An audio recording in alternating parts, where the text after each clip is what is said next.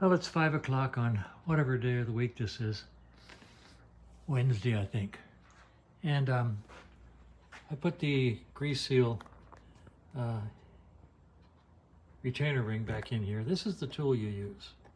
It goes in there, put it in the little holes, and then you smite it with a hammer from the side. And it tightens them down just fine, thank you very much, without messing them up. It's a neat little tool. Over here I've got the brake assembly completely taken apart.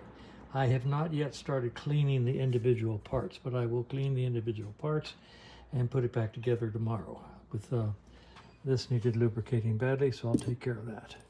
So I'll clean all this up more. I'll polish every part, or at least wire wheel every part, and put it back together and put the wheel back on the bike, and then put the bike aside while we wait for the parts that are on order.